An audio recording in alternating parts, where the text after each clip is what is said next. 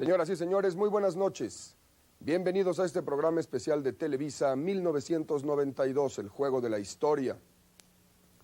Estos han sido los días y estos han sido los hechos de un año en que la historia ha jugado con los hombres y con los destinos.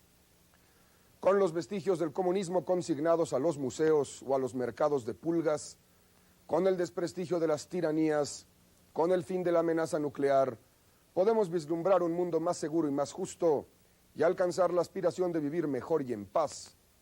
Sin embargo, el camino hacia ese nuevo orden habrá de ser arduo y difícil.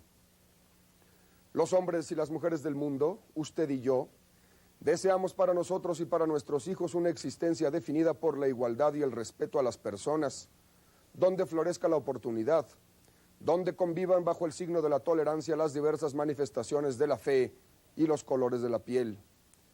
Pero la historia es caprichosa y su movimiento no describe, bien lo sabemos, una línea recta hacia la justicia y la prosperidad. Más bien, la historia se mueve en quiebres y en ángulos y con frecuencia en reversa. Ahora vemos que la libertad alcanzada tras la caída del muro de Berlín ha llevado no a la convivencia, sino al renacimiento del odio religioso, a la revancha nacionalista, a la fragmentación. Pareciera que entre el hombre del año 2000 y la barbarie no media más que cualquier pretexto. Al perderse la brújula de la Guerra Fría, 1992 encuentra a los países más poderosos enfrentados entre sí en perjuicio de las naciones pobres. La esperanza está amenazada. Y sin embargo, si alguna lección nos deja el año que se va, es que el hombre ha sido y es mucho más que la expresión de sus conflictos. Por encima de ellos prevalece el orgullo, la satisfacción del trabajo bien realizado y, ¿por qué no?, el amor a sus semejantes. Por ello perdura la esperanza. Alguien ha señalado que la materia prima de la historia son los eventos cotidianos y una primera crónica es el periodismo. En consecuencia, yo lo invito a que esta noche me acompañe para recordar juntos, con la fuerza del corazón, los acontecimientos que dieron forma a este año que se va, 1992, el juego de la historia. Año de encuentro y de tragedia, tiempo de la derrota y la esperanza. 5 siglos después, la misma intolerancia. La obra del porvenir, la ruina del pasado. 1992, el juego de la historia. Año del estallido y del rechazo. Año de paz y de reclamo. La pasión del repudio y del despecho. Año de maravillas y tristeza. Eso y más ha sido 1992. Año de ceros y malvados. Una utopía, una emergencia. Una leyenda viva, una se va. Año del SIDA y del piano. Año del sexo y del bolero. Cambios en la cultura y la conducta. Año de luz, año de sombra, año de reto y de reunión. Año de guerra y narcoguerra. Una foto de Marte y foto para todos. Esto y más ha sido el año que se va. 1992, el juego de la historia.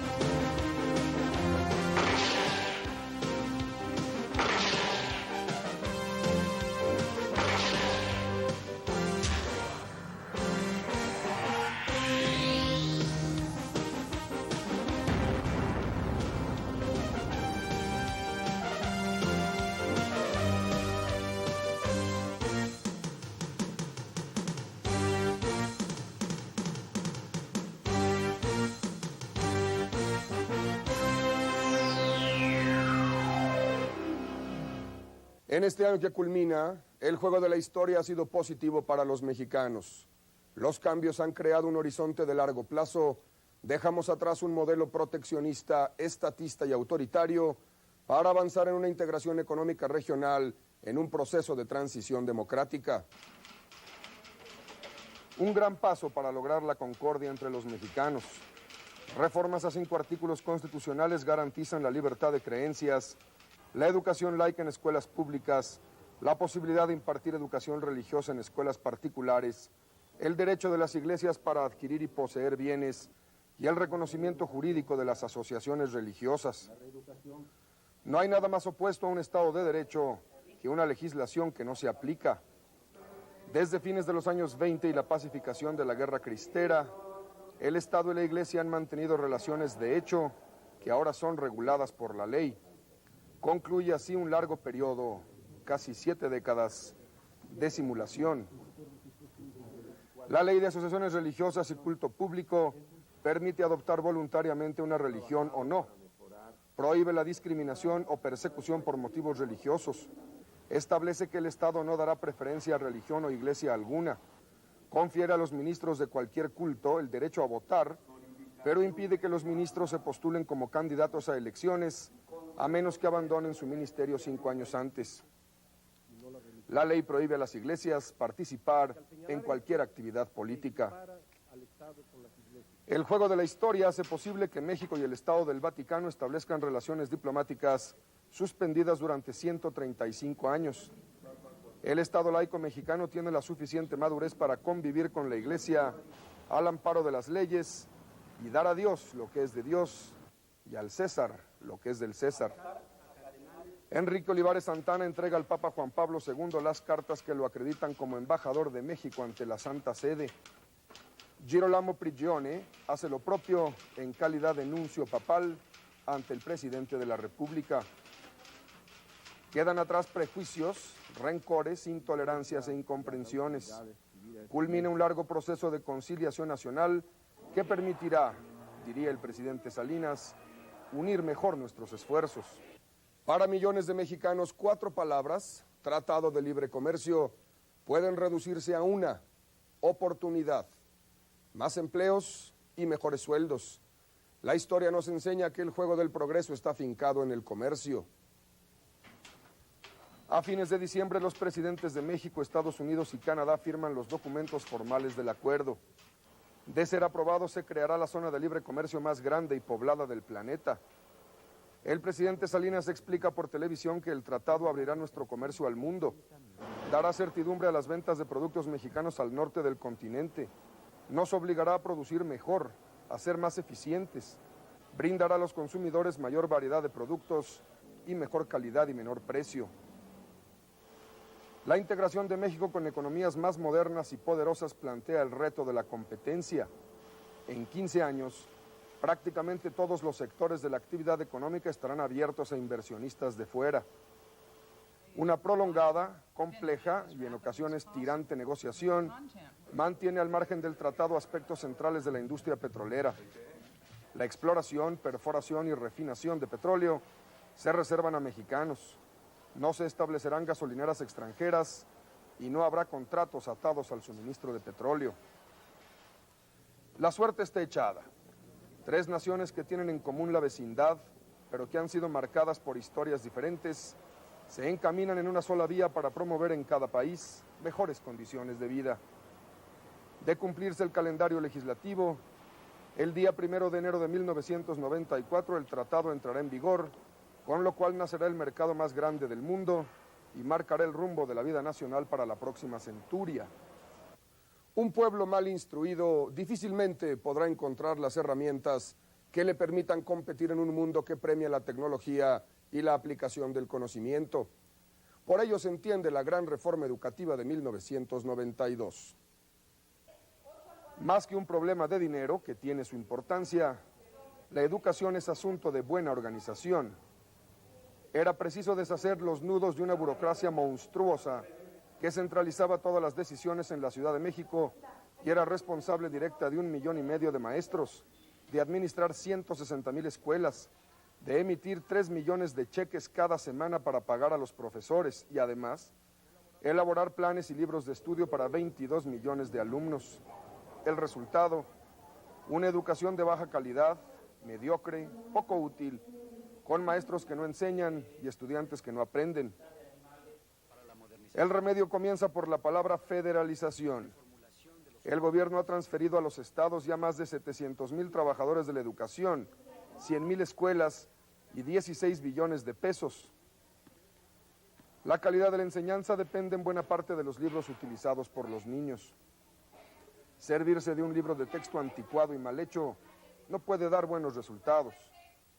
En 1992 se modifica el plan de estudios para cuarto, quinto y sexto años de primaria. Se elaboran nuevos libros de texto cuyo diseño y contenido provocan controversia. Se critica el mecanismo de asignación editorial y de producción y se impugnan los criterios pedagógicos de los autores. Como sea, los nuevos libros de texto llegan a los niños y ante ellos se enfrentan la verdadera prueba del aprendizaje. La reforma educativa encuentra soporte legal en modificaciones que hacen obligatoria, además de la primaria, la educación preescolar y la secundaria. Las nuevas leyes dan, además, seguridad jurídica a los propietarios de escuelas particulares, beneficio del cual gozan por vez primera. Ahora los niños y sus maestros dedicarán más horas al estudio de las matemáticas, la historia, el civismo, el español. Elevar el nivel educativo de los mexicanos es asunto crucial. El mundo no espera. La modernización no es otra cosa que cambiar, y todo cambio produce reacción. Pretender la aprobación unánime en forma permanente no solo es ilusorio, sino peligroso. Dar cauce a la inconformidad mediante la expresión política en elecciones limpias es asunto de primer orden. Los mexicanos fueron a las urnas para renovar poderes en 13 estados de la República. En 11 se eligieron gobernadores. Otto Granados Roldán triunfó cómodamente en Aguascalientes. Francisco Barrio, del Partido Acción Nacional, ganó en Chihuahua. Ahora hay 3 gobernadores panistas: los señores Barrio en Chihuahua, Rufo en Baja California y Medina Plasencia en Guanajuato. Maximiliano Silerio Esparza, del PRI, gana en Durango. Diodoro Carrasco triunfa en Oaxaca, lo mismo que Manuel Bartlett en Puebla y Renato Vega en Sinaloa. Manuel Cavazos Lerma gana en Tamaulipas frente a Jorge Cárdenas González, propuesto por una coalición del PARM con el PRD. La violencia política colorea el proceso tamaulipeco cuando grupos de inconformes incendian la comisión electoral en Matamoros destruyendo documentos. Vándalos al servicio de la agitación agreden a periodistas y crean incertidumbre. La situación se normaliza cuando Cárdenas González reconoce su derrota. José Antonio Álvarez Lima del PRI alcanza el gobierno de Tlaxcala, Patricio Chirinos el de Veracruz y Arturo Romo en Zacatecas. Las elecciones en 2 estados y sus soluciones postelectorales acaparan la atención del país. En Michoacán, Eduardo Villaseñor del PRI gana las elecciones frente a Cristóbal Arias del PRD. Siendo Michoacán origen y bastión del cardenismo, el PRD desarrolla una estrategia de movilización para impugnar el resultado que le es adverso e impedir a Villaseñor el ejercicio de su gobierno. Plantones, bloqueos de carreteras, no solo le hacen la vida difícil a Villaseñor, sino que físicamente le es imposible entrar al Palacio de Gobierno en Morelia. Había 2 soluciones: el uso de la fuerza o la salida del gobernador. Era preciso no escoger entre lo malo y lo bueno, sino entre lo malo y lo peor. Eduardo Villaseñor duró 21 días como gobernador en Michoacán y pidió licencia. Fue relevado por Ausencio Chávez Hernández, que ha logrado conciliar a las fuerzas políticas del Estado, como se vio en las elecciones municipales de diciembre, en donde el PRI recuperó a expensas del PRD importantes y numerosos ayuntamientos que habían permanecido bajo el control político del PRD y el cardenismo. Las elecciones en San Luis Potosí podrían resumirse, y que me perdone García Márquez, como crónica de un enredo anunciado. Gonzalo Martínez Corbalá llegó a la gubernatura de San Luis Potosí luego de la renuncia de Fausto Zapata, a quien el navismo le hizo la vida imposible, como a Villaseñor el PRD en Morelia. Al dimitir Martínez Corbalá como gobernador interino para postularse como candidato a gobernador, De inmediato surgió la controversia acerca de lo que el Frente Cívico Potosino calificó como intento de reelección. La estrategia, plantones, bloqueos y una marcha de la señora Concepción Calvillo, viuda de Nava, hacia la Ciudad de México. Durante 8 días imperó la confusión en el Estado. Finalmente Martínez Corbalá declinó su postulación y fue reemplazado por Teófilo Torres como interino. Así, San Luis Potosí ha tenido en cosa de un año 3 gobernadores. La opinión pública nacional exhibe muestras de confusión. A fines de octubre el presidente Salinas aborda el tema de frente y admite: algunos hablan de línea política poco clara. El presidente afirma que el país vive una nueva realidad. Necesitamos entender las reglas nuevas y las nuevas circunstancias. Al advertir que las soluciones políticas en Michoacán y San Luis Potosí constituyen excepciones, el presidente previene a los partidos: no rebasarán los límites ya establecidos. Ejerceré, conmina Salinas, ejerceré plenamente la autoridad y mantendré un eficaz manejo de la política. Con todo, el juego electoral fue bueno para el PRI en 1992. De 11 gubernaturas ganó 10, de 238 diputaciones locales ganó 215, de 1025 presidencias municipales obtuvo 953. Nos han dicho que se acabó la era del carro completo y que de todas para el PRI. En 1992 el PRI obtuvo el 93% de los cargos de elección popular disputados en las urnas. Rostro de la noticia en 1992, Salvador Nava Martínez. Un cáncer de vejiga acaba con la vida del oftalmólogo que desafió el cacicazgo de Gonzalo N. Santos en San Luis Potosí, cuando esas aventuras se pagaban con la vida. Alcalde de San Luis, 2 veces candidato a gobernador, 3 veces pisó la cárcel por protestar lo que a su juicio eran fraudes electorales. Su lucha contribuye de manera importante al avance de la democracia en México. Los años más amargos de la crisis financiera han quedado atrás. El juego económico, si bien no tan robusto como en otros años, logra en 1992 un crecimiento ligeramente inferior al 3%. En 1992 se crea el SAR, el Sistema de Ahorro para el Retiro. Por primera vez los trabajadores mexicanos se convierten en dueños del dinero que sus patrones pagan al Infonavit y al Seguro Social. Se devuelve al Fondo de la Vivienda su propósito original: ser un organismo financiero y no una intermediación de contratistas que por años medraron con el dinero de los obreros. Ahora cada trabajador tiene su propia cuenta, que se crece con la aportación de 5% para vivienda y 2% sobre el salario para integrar la cuenta de retiro. En cosa de meses, los bancos abren más de 10 millones de cuentas individuales. Al vincularse el ahorro masivo de los trabajadores con los mecanismos del mercado, estará disponible un acervo creciente de dinero para prestar, que por ser de largo plazo, dará gran estabilidad al sistema financiero. Ningún esfuerzo de modernización tiene sentido o puede durar si no se logra la estabilidad económica. En 1992 el gobierno recaudó más de lo que gastó, lo que permitió bajar la inflación a cerca del 11%. El proceso de privatización de empresas del gobierno dio un gran estirón al venderse la totalidad de los bancos comerciales. La venta de paraestatales ha reportado al gobierno cosa de 20,000 millones de dólares. Se avanzó en la privatización de fertilizantes, se privatizó parcialmente la producción de electricidad, se liberaron enormes extensiones de tierra para fomentar la minería, se privatizaron construcción y servicios carcelarios, se estudia privatizar la distribución de agua potable en las ciudades. El gobierno anunció la privatización de su periódico, El Nacional, y de sus redes 7 y 13 de televisión y de sus salas de cine. El Canal 22 del Valle de México fue adjudicado a directivos de la revista Nexos. Petróleos Mexicanos se dividió en 4 organismos con el doble propósito de aumentar la eficiencia y permitir la privatización de algunas líneas de negocios. Se abre al capital privado la petroquímica secundaria. Se privatiza en asociación con un grupo mexicano una planta de lubricantes de Pemex en una operación cercana a los 170 millones de dólares. El gobierno puso en venta instalaciones y operación de 21 puertos que manejan carga, granos, turismo y contenedores. Se privatizarán asimismo los aeropuertos. Presencia elocuente de lo mucho que falta por hacer, de la falta de oportunidad en la economía formal es el crecimiento del comercio en las calles de todas las ciudades grandes y pequeñas en México. Un problema al que no se ha dado pie con bola. Símbolo de la complejidad del asunto.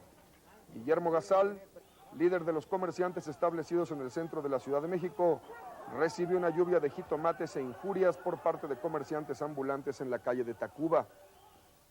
Los dueños de 6,000 negocios en el centro de la Ciudad de México amenazan con abandonar la Cámara de Comercio de la ciudad en protesta por lo que califican de apatía de la Cámara y las autoridades ante un problema que los afecta radicalmente.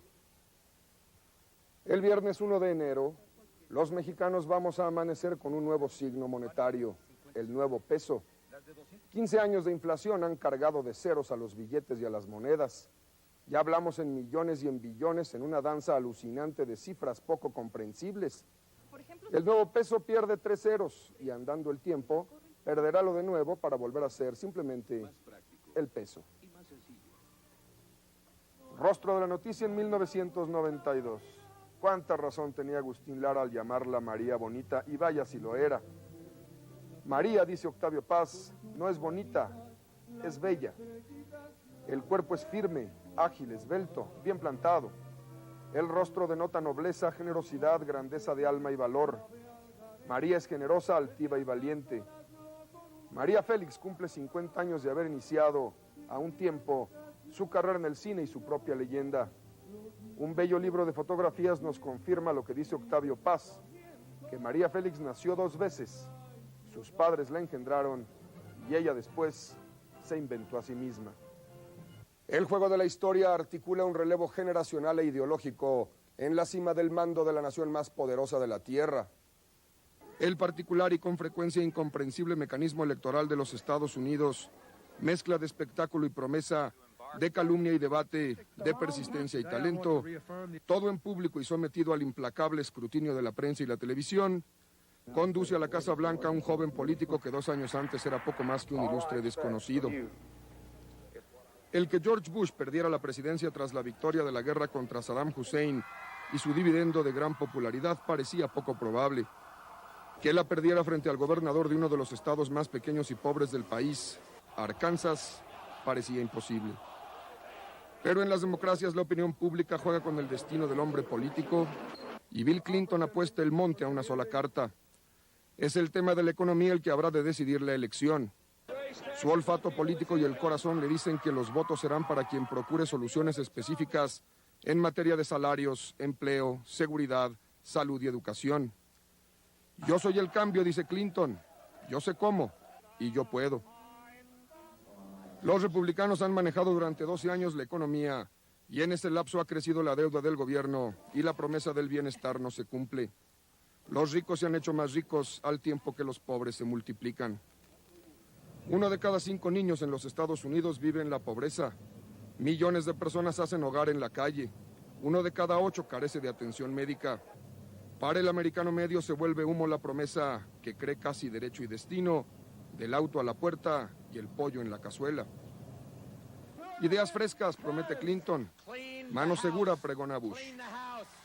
De pronto irrumpe en la escena, con la fuerza de una descarga eléctrica, un empresario tejano de 62 años, exitoso, rico hasta decir basta, que se ofrece como caudillo de la verdadera solución.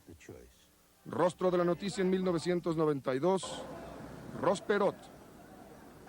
No escapa a la atención de este hombre que ha ganado miles de millones de dólares manejando datos e información, que la televisión se ha constituido como la herramienta más eficaz para el proselitismo político.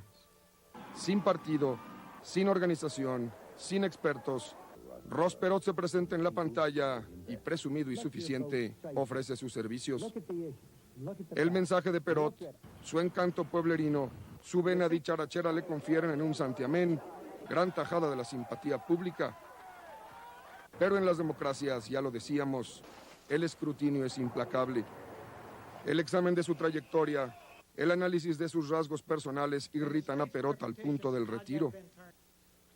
6 semanas más tarde se reintegra a la lisa, pero está condenado al fracaso. Y sin embargo, el factor Perot permite al público diferenciar nítidamente a los candidatos de las dos fuerzas tradicionales, y en ello el señor Bush resulta claramente perjudicado. En una nación que ha elevado el pronóstico de la opinión política a la categoría de certeza antes no se demuestre lo contrario, el demócrata Clinton gana las elecciones. A sus 46 años de edad, Bill Clinton es el tercer presidente más joven en la historia de su país y parece intuir la dirección del cambio. Al igual que Roosevelt, el hombre de Little Rock propone dedicar sus primeros 100 días de gobierno a relanzar la confianza de su pueblo en sí mismo y en su destino. Como presidente, Bill Clinton deberá hacer buenas las promesas de reparar profundas divisiones que han fragmentado a los numerosos grupos que constituyen la sociedad norteamericana. A principios del 91, policías de Los Ángeles golpean salvajemente a un negro, Rodney King. La paliza queda grabada en el video de un aficionado y la tunda es vista una y otra vez por televisión. 13 meses después, un jurado en Los Ángeles declara libre de culpa a 4 policías, los blancos, que durante minuto y medio descargan 56 garrotazos y puntapiés a un hombre ya vencido. El veredicto desata la peor oleada de violencia étnica de los últimos 35 años.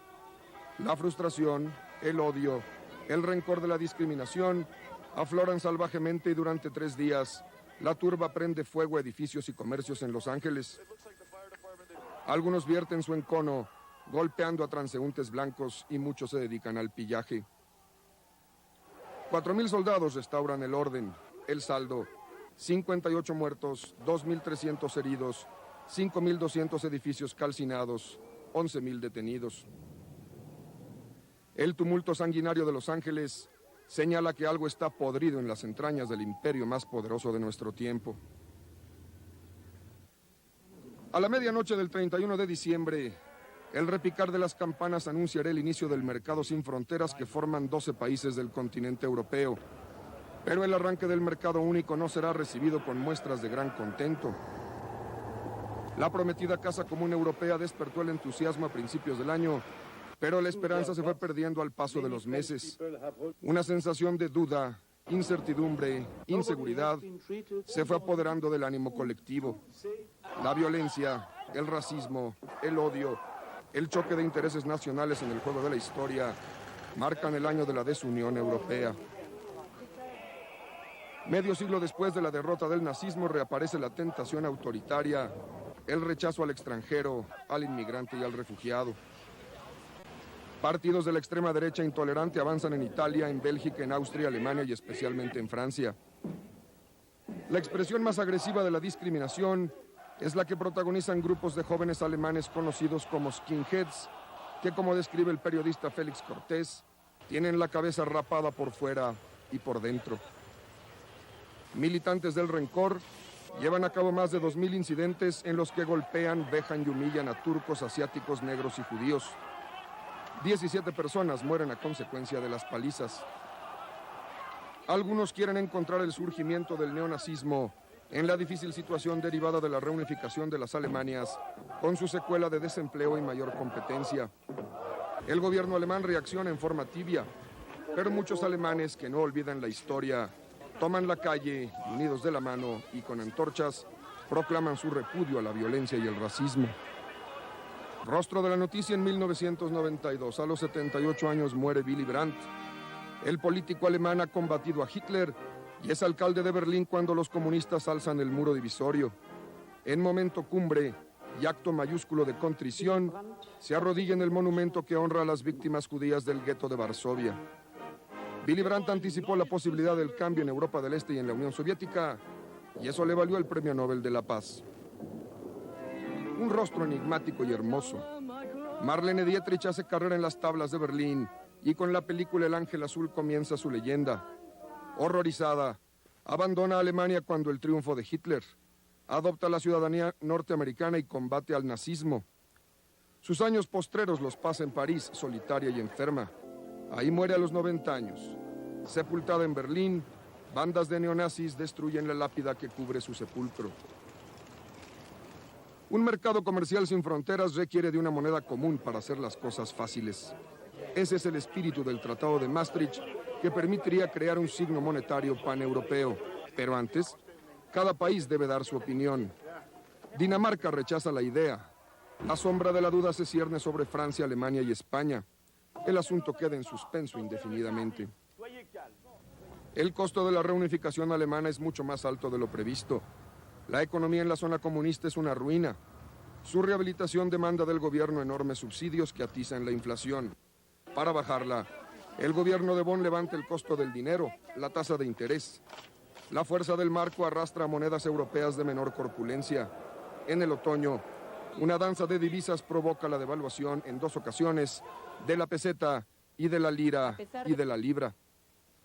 La Unión Europea, noble propósito que en 1992 se estrella con la realidad de los hechos. Nada ilustra mejor la incapacidad europea de actuar en conjunto y con eficacia que la guerra civil en los Balcanes, en lo que fue Yugoslavia. Rostro de la noticia en 1992, Slobodan Milošević, el presidente de Serbia, que conquista la reelección en las urnas a fines del año, deberá responder algún día ante la historia. Un criminal de guerra en la alborada del siglo XXI. El juego de la historia hace de Sarajevo, la capital de Bosnia, escenario de una campaña militar caracterizada por su fiereza y crueldad. Bajo el pretexto de proteger a la minoría serbia de Bosnia, en donde también hay musulmanes y croatas, las tropas de Milošević ejecutan una operación de purificación, de limpieza étnica, que no es otra cosa que destruir incontables pueblos y aldeas y expulsar a millones de croatas y musulmanes. En medio centenar de campos de concentración de prisioneros bosniacos, los serbios perpetran atrocidades horripilantes que recuerdan la furia homicida de los nazis. El sitio de Sarajevo es una de las grandes tragedias de nuestro tiempo. Un grillete de tanques y cañones encierra a sus pobladores en una trampa sin salida. Es imposible entrar con alimentos, medicina o combustible. Una lluvia de balas y metralla cumple su parte en la cuota de la muerte. Lo demás llega por hambre, enfermedad y frío. La retórica vacía de la comunidad europea, la indiferencia norteamericana, la ineficacia de Naciones Unidas conduce al exterminio de más de 15,000 personas, los viejos, las mujeres y los niños. El juego de la historia asesta a Boris Yeltsin los rigores de una lección tan severa como necesaria. No son una misma cosa criticar y gobernar. El presidente de Rusia enfrenta el desafío de dejar atrás la herencia comunista, que será sin duda la etapa más difícil y peligrosa. El imperativo: cambiar toda la estructura de la producción y de la administración, aprender a vivir la democracia efectiva, el juego de partidos, el debate público, como dice Yeltsin, hacer de Rusia un país normal, y no será fácil. 1 de cada 2 rusos vive en la pobreza. La liberación de precios en enero aumenta el costo de la vida y en esa medida la cuota de sacrificio para el hombre de la calle.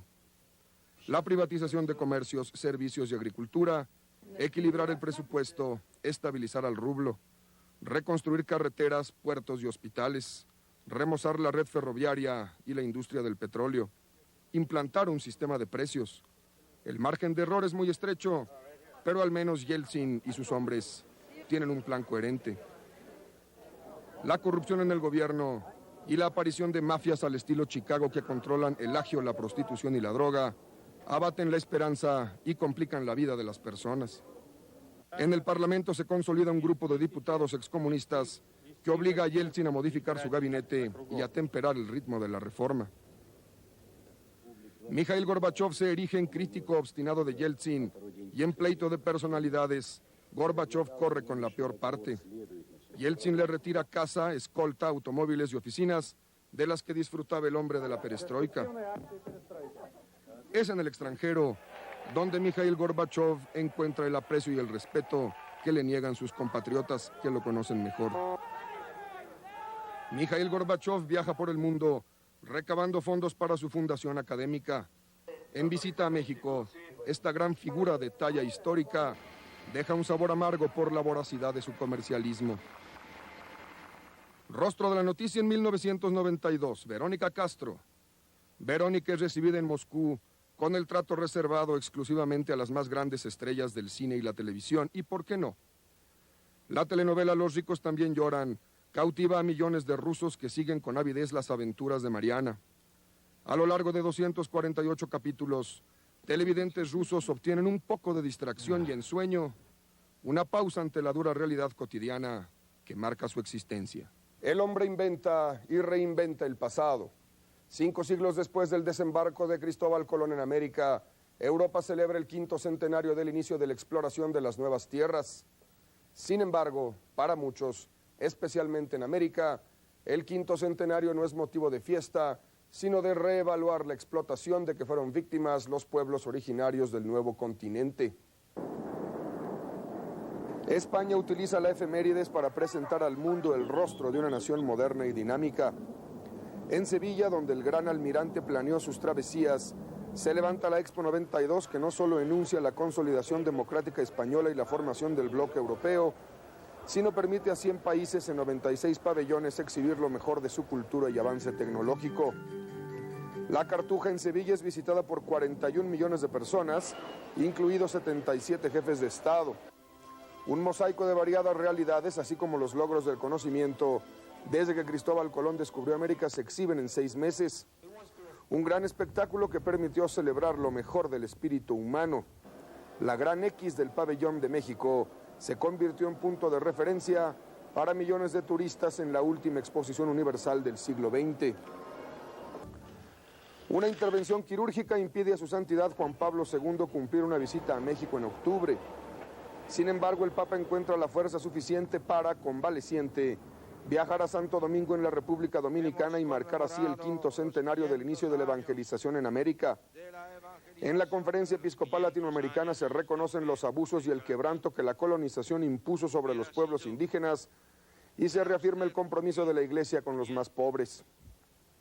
1992 marca también otro 5º centenario, el de la expulsión de 300.000 judíos de España y Portugal, muchos de los cuales, obligados a la conversión o al ejercicio clandestino de sus tradiciones y su fe, se ven perseguidos por la misma intolerancia en los nuevos territorios.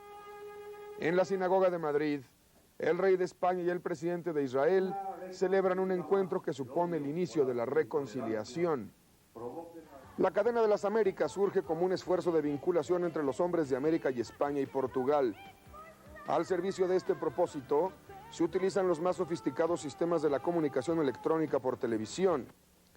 Una veintena de naciones tiene la oportunidad de describir su realidad y sus aspiraciones.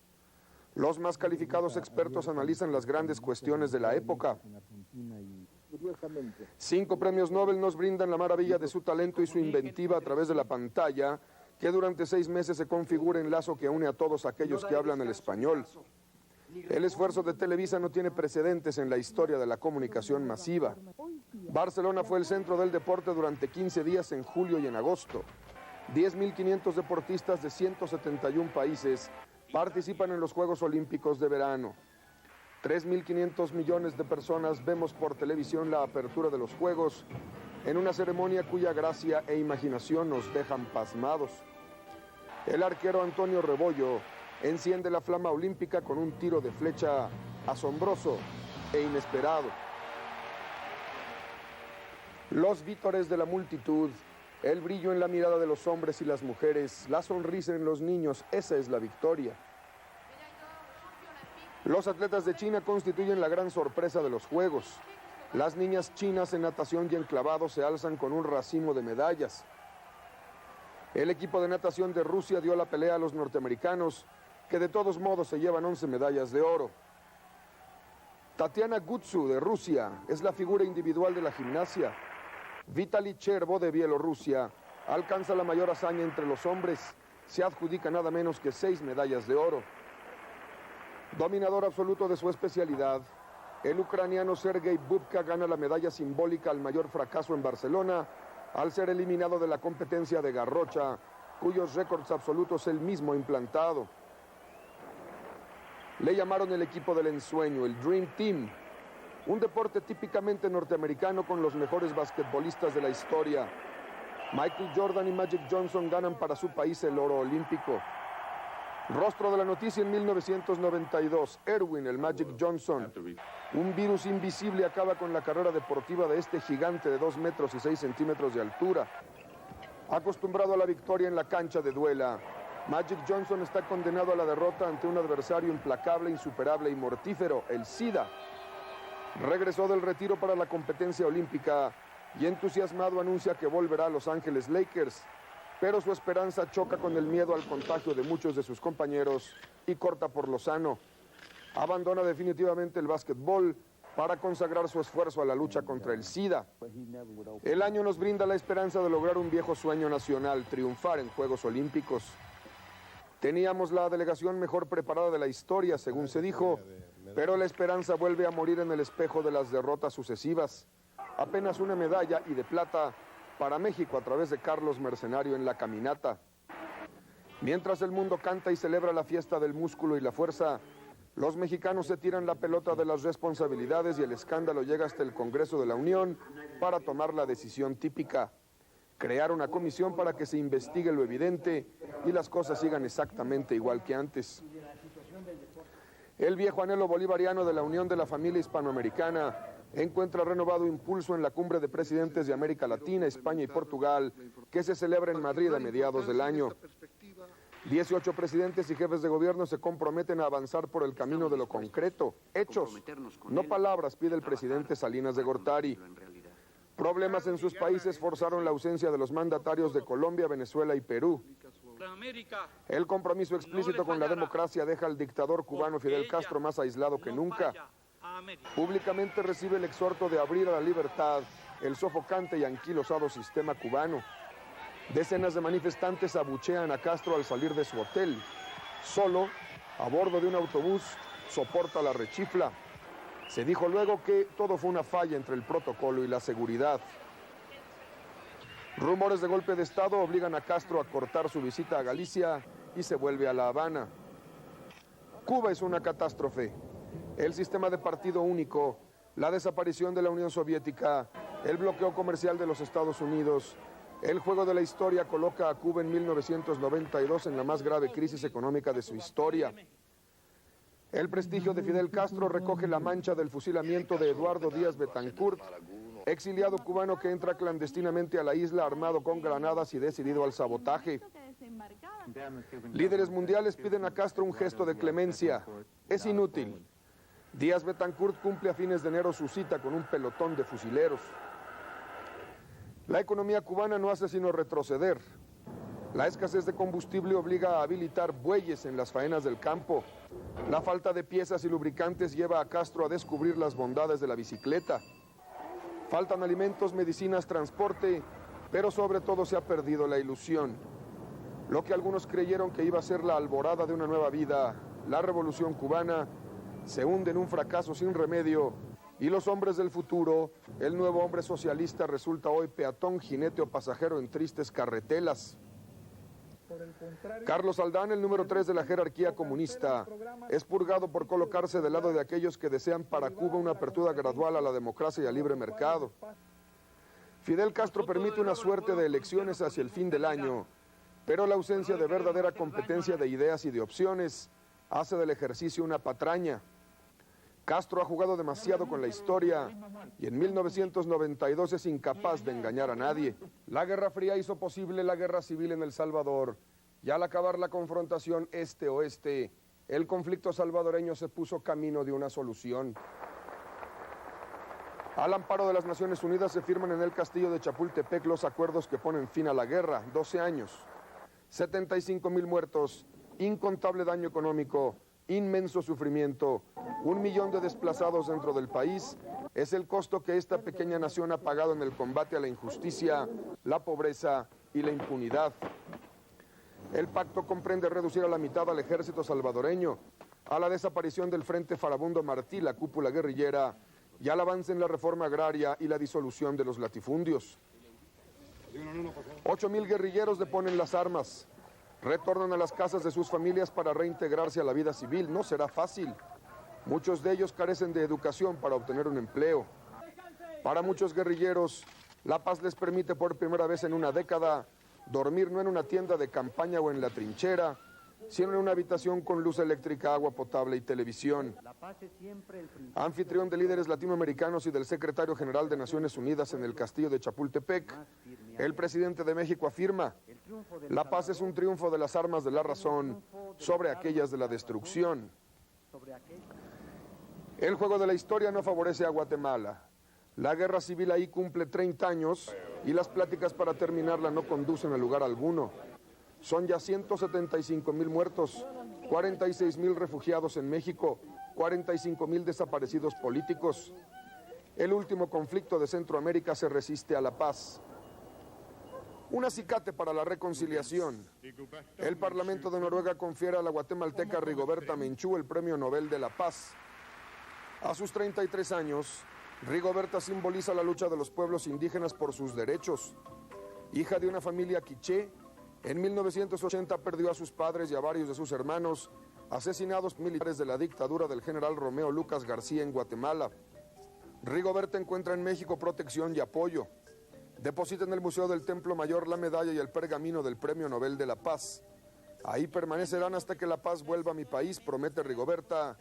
Rostro de la noticia en 1992.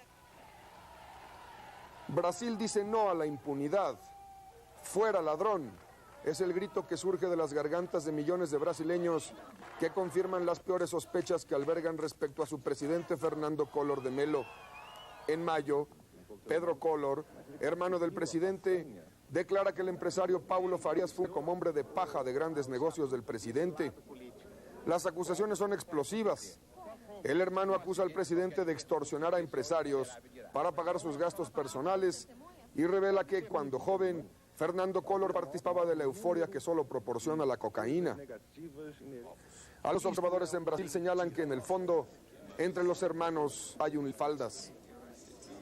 El juego político sorprende a Collor de Mello en una posición de debilidad. Carente de apoyos en el Congreso, pierde la batalla con el legislativo que lo separa de su cargo por 6 meses, durante los que se investiga la presunta corrupción, no solo del presidente, sino también de su esposa. La acusación se refiere a falta de decoro del presidente en el desempeño de sus funciones.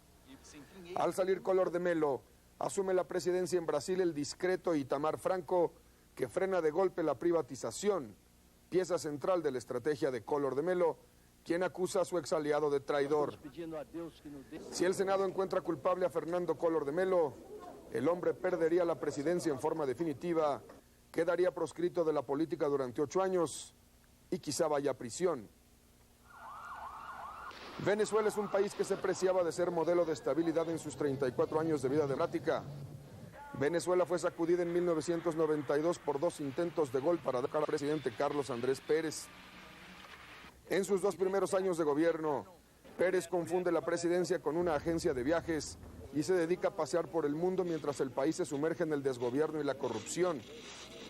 En febrero, al regresar de Suiza, militares intentan asesinar a Pérez en el aeropuerto.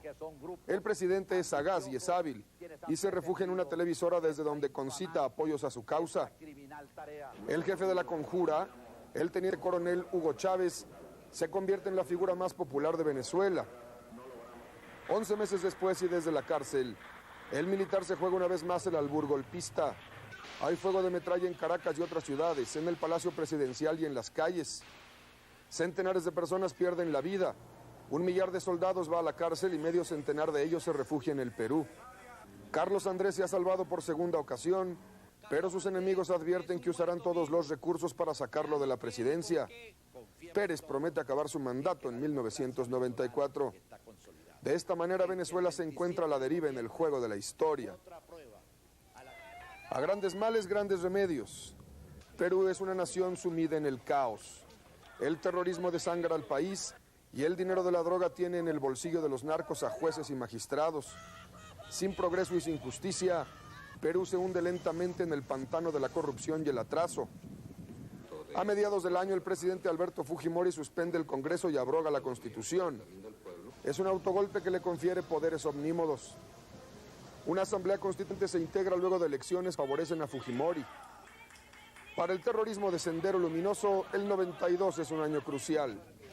A principios del otoño, la policía detiene a Abimael Guzmán, el presidente Gonzalo, el jefe de Sendero Luminoso que en 12 años de guerra contra la civilización como la entendemos, ha llevado a la tumba a 25,000 personas, casi todas ellas pobres y marginadas. El presidente Fujimori no oculta su deseo de ver a Abimael Guzmán frente a un pelotón de fusilamiento.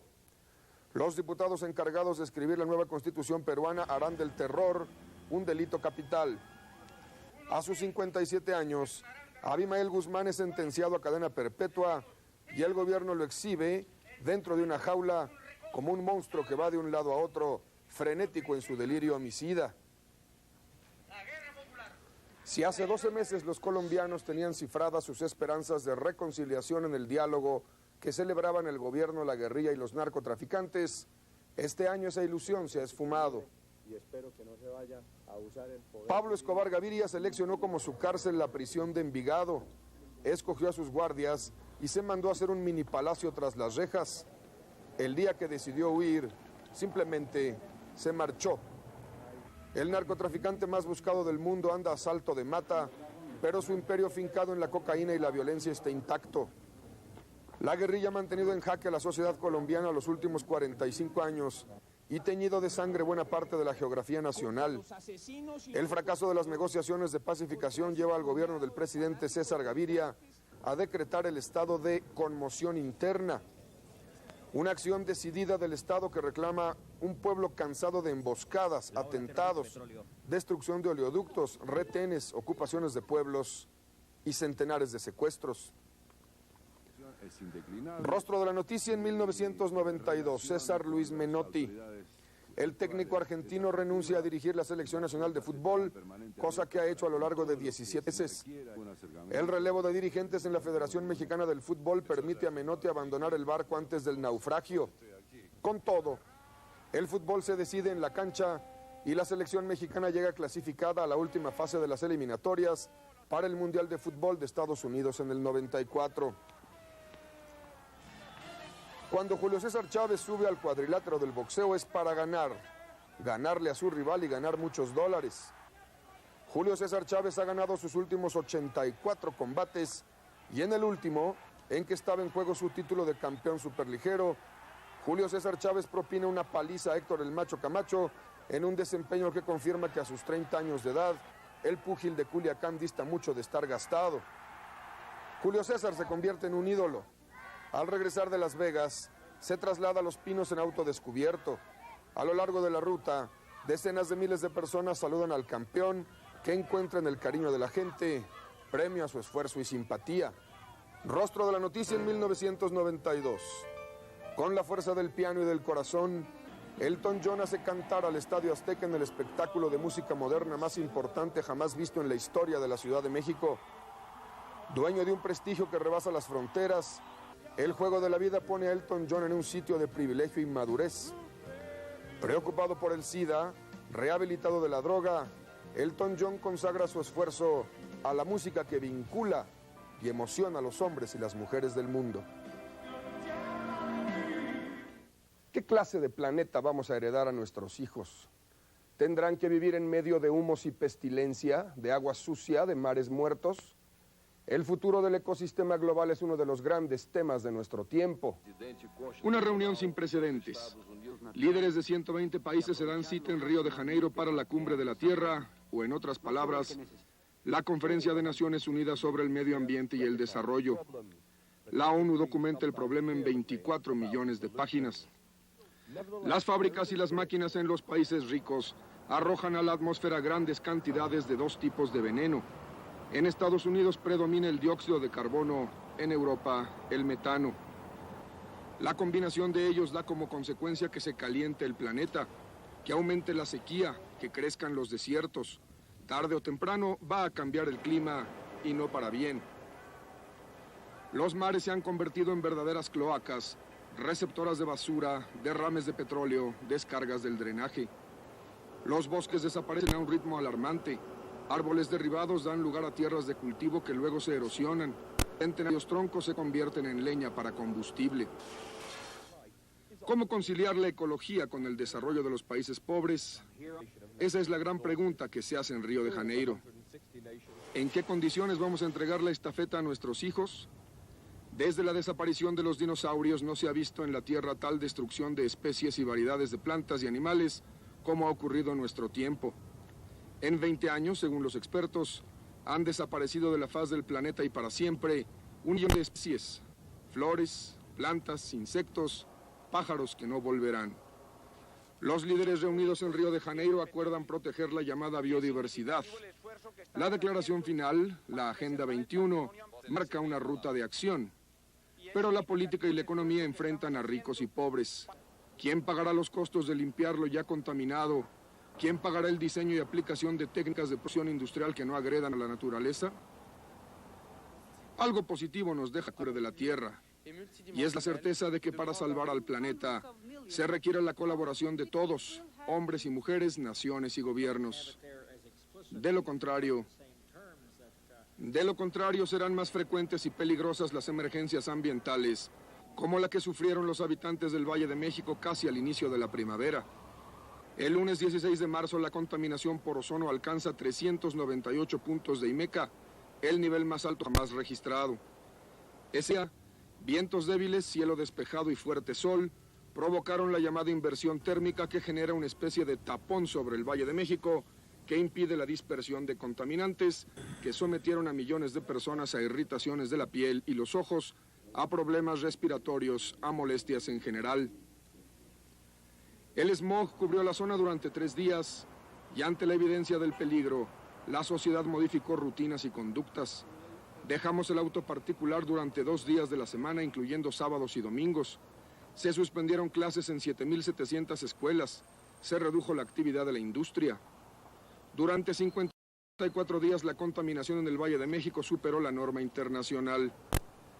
El gobierno de la República encuentra el apoyo de la opinión pública para tomar medidas de fondo. Obligar a empresas que consumen combustibles pesados a instalar equipos que reduzcan los gases tóxicos de sus chimeneas. Exigir a miles de industriales modernizar sus procesos. Cambiar de gasolina a gas centenares de miles de motores de vehículos que transportan personas y mercancías. Verificar no una, sino 2 veces por año el estado del automóvil particular y mejorar las gasolinas que se consumen en el Valle de México. La manifestación más perversa de la contaminación es la del descuido, la indiferencia, la irresponsabilidad. Fue el olor, luego el miedo. En la madrugada del 22 de abril llegaron los bomberos y dijeron, no pasa nada, ventilen, y se fueron. Poco después, a las 10 de la mañana, llegó el crujir del suelo, de los muros y de las casas. En 20 minutos, como una serpiente, la zanja devoró las calles, la explosión hizo volar automóviles y camiones y derrumbó casas en 26 manzanas.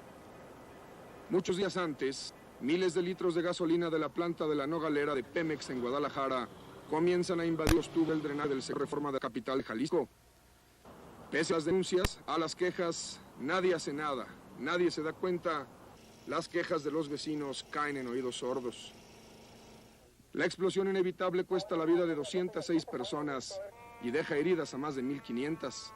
Destruye las casas de 1,300 familias a lo largo de 13 kilómetros de calles y avenidas. La ciudad se moviliza.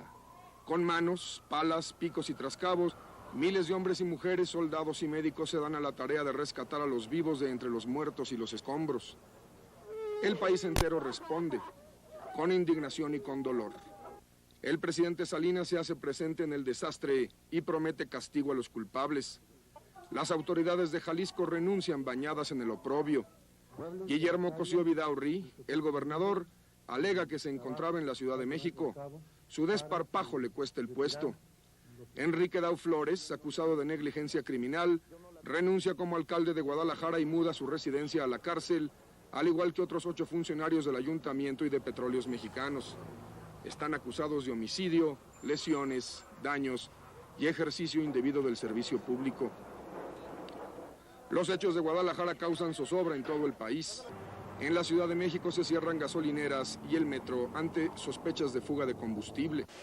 Olores a gas provocan el pánico en Saltillo y Ciudad Juárez, y otra vez más en Guadalajara. Ahogado el niño, se tapa el pozo. El gobierno pone en marcha un plan para prevenir desastres, reglamentar el manejo de sustancias tóxicas y controlar las descargas industriales hacia los drenajes. 7 meses y 3 semanas después de la tragedia, las 9 personas señaladas como responsables alcanzan todas la libertad bajo fianza. El comercio con drogas envilece todo lo que toca, destruye a los adictos, pervierte organizaciones civiles y militares, descompone relaciones entre países y gobiernos. El asesinato en México en 1985 del agente antidrogas norteamericano Enrique Camarena Salazar se convierte una vez más en motivo de grave conflicto entre México y los Estados Unidos. En abril de 1990, mercenarios al servicio de la DEA secuestran en Guadalajara al doctor Humberto Álvarez Machain, acusado por un tribunal de Los Ángeles de haber participado en el homicidio de Camarena. En junio de este año, la Suprema Corte de Justicia de los Estados Unidos ratifica el supuesto derecho del gobierno estadounidense de secuestrar a extranjeros y llevarlos a juicio en la Unión Americana. El gobierno de México reacciona con indignación y energía. Califica el secuestro de Álvarez Machain como una violación al derecho internacional, demanda su devolución, restringe las actividades de la DEA en México y propone revisar el tratado de extradición entre los dos países. Asimismo, se tipifica como delito de traición a la patria toda forma de colaboración de mexicanos con quien secuestre a nacionales para ser llevados a cortes o prisiones del exterior. Sometido a juicio en Los Ángeles, Álvarez Machain es absuelto por falta de pruebas y se vuelve a México. Ha sido una página oscura del derecho internacional el presidente Salinas de Gortari. El empresario jalisciense Rubén Zuno Arce, procesado junto con el doctor Álvarez, no recibe el mismo tratamiento. El jurado de Los Ángeles lo encuentra cómplice en el homicidio de Camarena y podría ir a la cárcel por el resto de su vida. A principios de enero, el peso de la justicia militar cae sobre miembros del ejército mexicano, acusados de participar a fines del 91 en un tiroteo en una pista clandestina en Tlalixcoyan, Veracruz. Una operación antinarcóticos enfrenta a militares y agentes federales. En la refriega, pierden la vida y elementos de la Policía Judicial Federal. En una acción sin precedentes, la Secretaría de la Defensa Nacional solicita la intervención de la Comisión Nacional de los Derechos Humanos para esclarecer los hechos.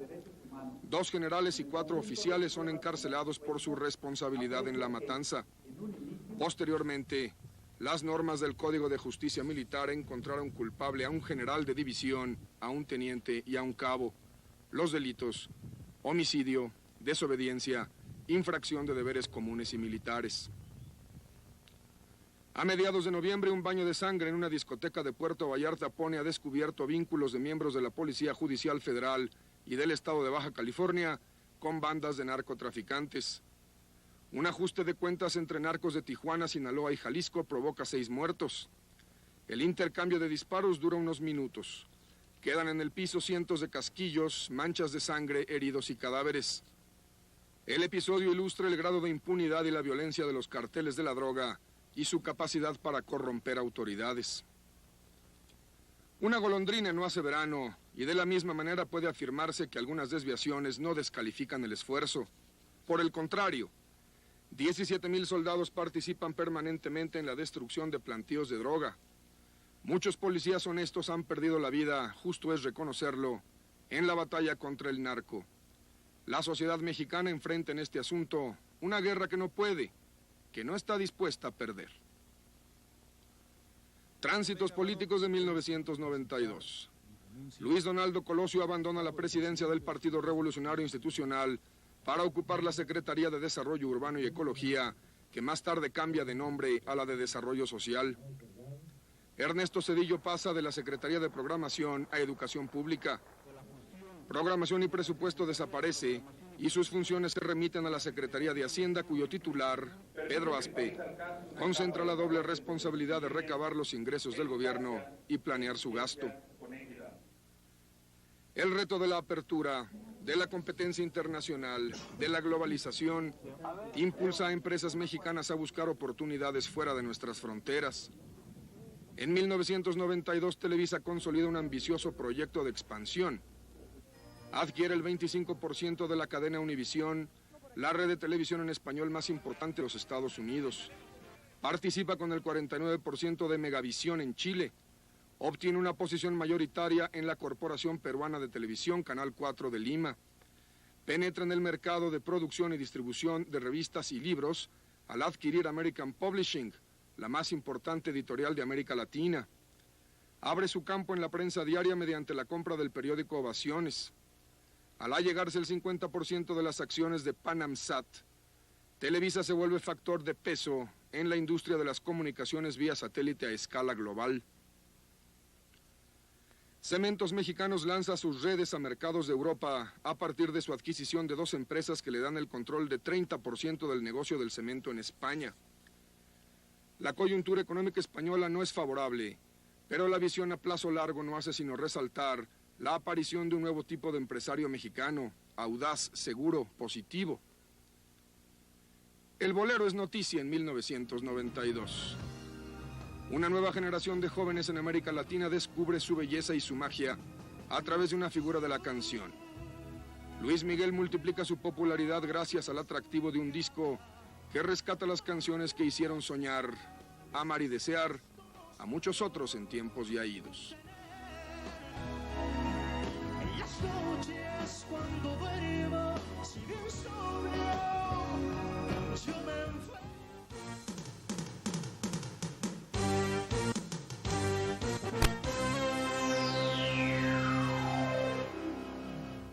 Pocas cosas estremecen el corazón y la conciencia, como el semblante de un niño que se muere de hambre. Cubierto el esqueleto apenas por la piel, desnudos o en andrajos, los niños de Somalia y con ellos sus padres y familias enteras son los desheredados de este planeta injusto. Pobres entre los pobres, son víctimas de una guerra de facciones que disputa el poder en el cuerno oriental de África. Millones de somalíes están en medio de un fuego cruzado y son rehenes de una pugna que esconde la comida para debilitar al contrincante. Hace mucho que los pechos maternos vaciaron la última gota de la leche vital. Hace mucho que la tierra no recoge una gota de lluvia. El hambre se ha llevado a 1 entre cada 5 niños menores de 5 años. ¿Quién llora por los niños de Somalia? Seguramente no lo harán las madres o los padres, débiles en extremo, sumidos en el aturdimiento de una demencia interna que llega con el hambre de los días y las noches y que hace de los cuerpos pasto de enfermedades, suplicio y agonía. Más vale tarde que nunca. En un inusitado esfuerzo, la comunidad internacional se organiza para salvar a los hambrientos de Somalia. A fines del año, desembarcan en el Cuerno de África tropas de Estados Unidos y de Francia para cumplir la tarea de asegurar que la comida llegue cuanto antes a una población desesperada. Un país olvidado recibe de pronto la atención del mundo. Su capital, Mogadiscio, es una aldea del siglo XV, sin electricidad, agua limpia, clínicas o teléfonos. Desde ahí parten las caravanas de la misericordia, en un esfuerzo que es también contra el tiempo. El África negra vive los días amargos de la miseria y la desesperanza. En Sudáfrica, el gobierno de minoría blanca da pasos firmes y concretos para desmantelar el aparato que durante siglos mantiene separados a los negros de los blancos, subordinando a los negros a la explotación y el abandono. Las reformas avanzadas por el presidente de Klerk abren una puerta a la participación de los negros en las decisiones que les son importantes. Pero el juego de la historia encuentra a grupos negros en Sudáfrica enfrentados por el poder. Nelson Mandela y su Congreso Nacional Africano es desafiado por Buthelezi, líder de la tribu Zulú, y sus 6 millones. Una ciudad perdida en la pradera alcanza renombre a mediados de junio. En una mañana, guerreros zulúes asesinan con hachas y martillos a 46 personas del grupo de Mandela. El juego electoral coloca a Isaac Rabin como primer ministro de Israel.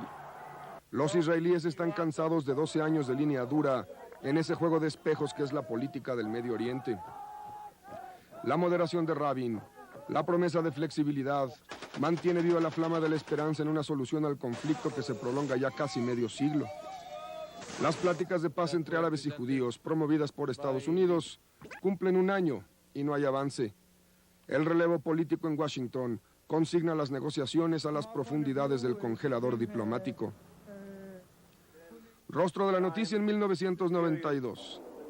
A los 78 años de edad muere de viejo y de tristeza Menachem Begin. Luchador apasionado por la creación del Estado de Israel, Begin recibe el Premio Nobel de la Paz en 1978 por haber concertado un acuerdo de paz con Egipto.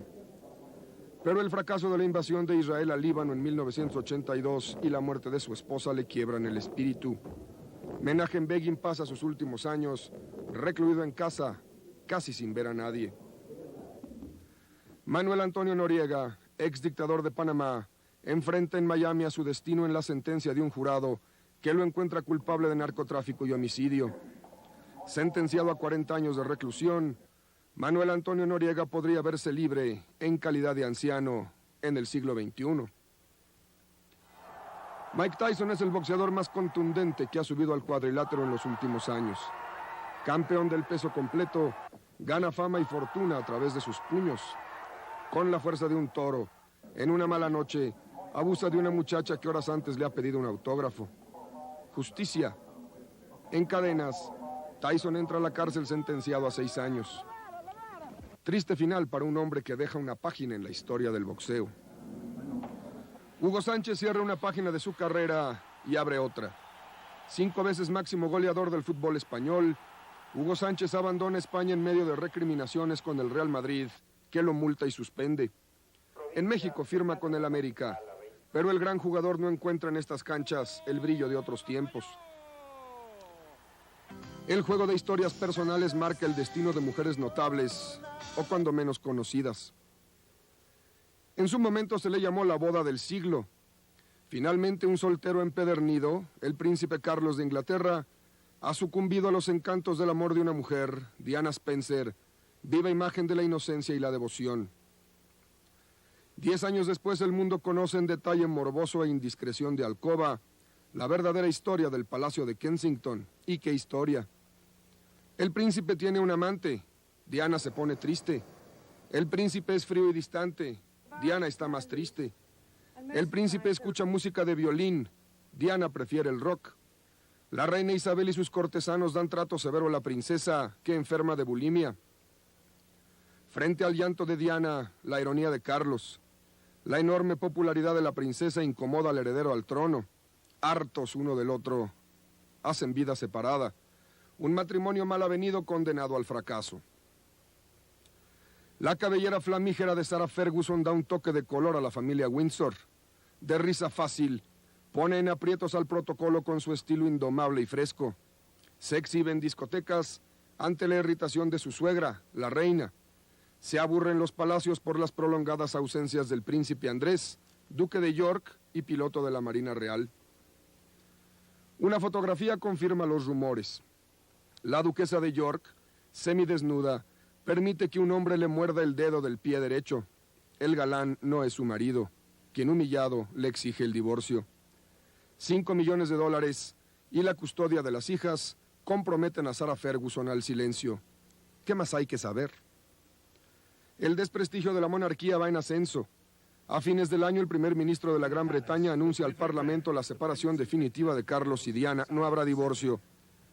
La princesa de Gales se encargará de la crianza de sus hijos, y uno de ellos, el mayor, William, será rey algún día.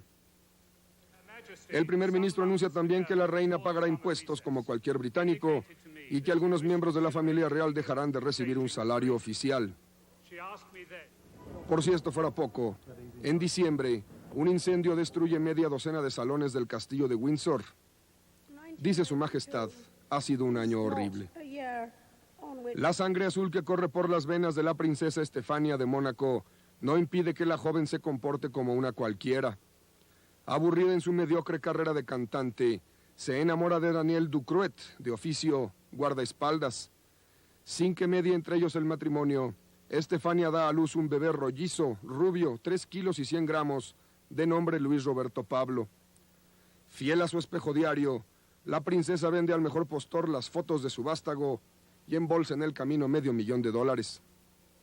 Madonna impulsó la moda de la ropa interior al exterior. Ahora pretende imponer un estilo que podría llamarse fuera ropa. La cantante más rica del mundo publica un libro que lleva por título la palabra sexo, y entre sus lomos de aluminio se reproducen cientos de fotos de Madonna con muy escasa o ninguna ropa. Un escándalo efímero impulsa la venta, que en el fondo es de lo que se trata. Un negocio redondo que deja a Madonna $5 millones. Mia Farrow descubre fotografías que comprueban que su hija adoptiva de 19 años sostiene amoríos con su compañero, el director y actor de cine Woody Allen. El escándalo se complica con acusaciones de abuso sexual al hijo que ambos han tenido como pareja y todo el tema se ventila en la prensa. Es un feo episodio que mancha la trayectoria del cineasta que a los 57 años de edad se encuentra en el banquillo acusado de una conducta cuando menos impropia. Alejandra Guzmán cumple el sueño de la maternidad en este año que se va. Frida Sofía es el nombre de la hija de la cantante más popular de México. Ya lo decíamos al principio de este programa, que estos han sido los días y estos han sido los hechos de un año en que la historia ha jugado con los hombres y con los destinos. En la política se hace intenso el juego de las sillas y siempre falta una.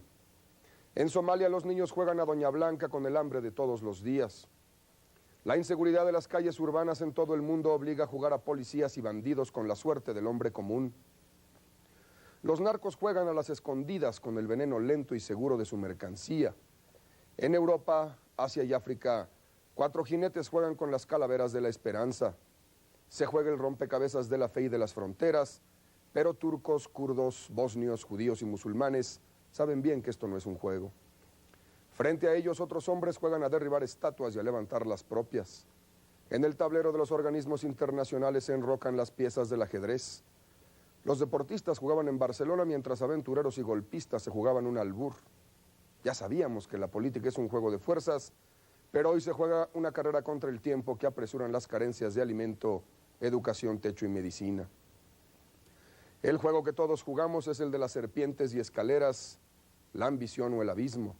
Y todavía hay quien juega la ruleta rusa del racismo cuando nosotros quisiéramos ver realizado el sueño de Gabriela Mistral, todos los niños del mundo tomados de la mano y jugando a la ronda. A pesar de todo, al fin de este año, por encima de sus pobrezas, el hombre mantiene la esperanza, juega a ser Prometeo y a arrebatarle a los dioses el fuego del espíritu. Y así debe ser.